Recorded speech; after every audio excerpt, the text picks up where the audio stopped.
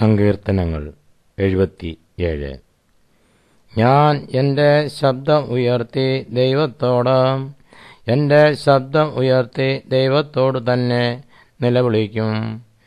അവൻ എനിക്ക് ചെവി തരും.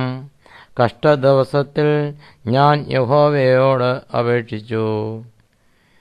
രാത്രിയിൽ എൻ്റെ കൈ തളരാതെ മലർത്തിയിരുന്നു. എൻ്റെ ഉള്ളം ആശ്വാസം നിരസിച്ചു. ഞാൻ ദൈവത്തെ ഓർത്ത് വ്യാകുലപ്പെടുന്നു. ഞാൻ ധ്യാനിച്ചു, എൻ്റെ ആത്മാവ് വിഷാദിക്കുന്നു. നീ എൻ്റെ കണ്ണിന് ഉറക്കം തടുത്തിരിക്കുന്നു. സംസാരിപ്പാൻ കഴിയാതവണ്ണം ഞാൻ വ്യാകുലപ്പെട്ടിരിക്കുന്നു.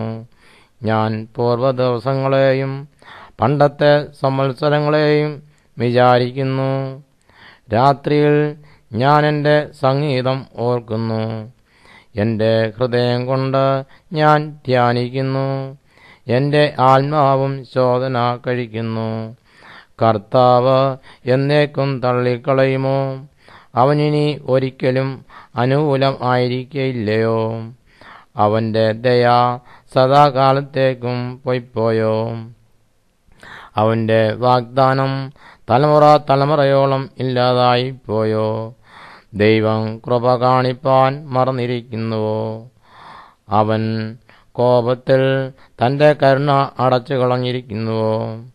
എന്നാൽ അതെൻ്റെ കഷ്ടതയാകുന്നു. അത്യുന്നതൻ്റെ വലങ്കൈ വരുത്തിയ സംവത്സരങ്ങൾ തന്നെ എന്ന് ഞാൻ പറഞ്ഞു. ഞാൻ യഹോവയുടെ പ്രവൃത്തികളെ വർണ്ണിക്കും. നിന്റെ പണ്ടത്തെ അത്ഭുതങ്ങളെ ഞാൻ ഓർക്കും. ഞാൻ നിന്റെ സകല പ്രവൃത്തിയെയും കുറിച്ച് ധ്യാനിക്കും. നിന്റെ ക്രിയകളെക്കുറിച്ച് ഞാൻ ചിന്തിക്കും.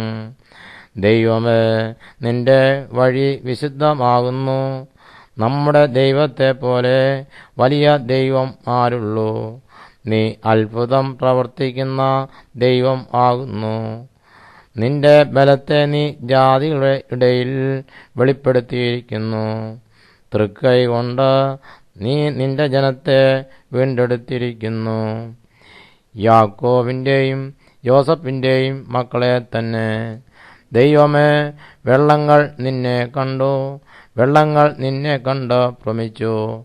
ആഴികളും വിറച്ചു പോയി. മേഘങ്ങൾ വെള്ളം ചൊരിഞ്ഞു. ആകാശം നാദം മുഴക്കി. നിന്റെ അസ്ത്രങ്ങൾ പരക്കെ പറന്നു.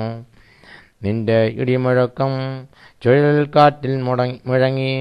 മിന്നലുകൾ ഭൂതലത്തെ പ്രകാശിപ്പിച്ചു. ഭൂമി കുലുങ്ങി നടുങ്ങിപ്പോയി. നിന്റെ വഴി സമുദ്രത്തിലും നിന്റെ പാതകൾ പെരുവെള്ളത്തിലും ആയിരുന്നു.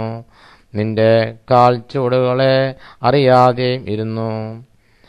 മോശയുടെയും അഹരോന്റെയും കയ്യാൽ നീ നിന്റെ ജനത്തെ ഒരു ആട്ടിൻകൂട്ടത്തെ പോലെ നടത്തി.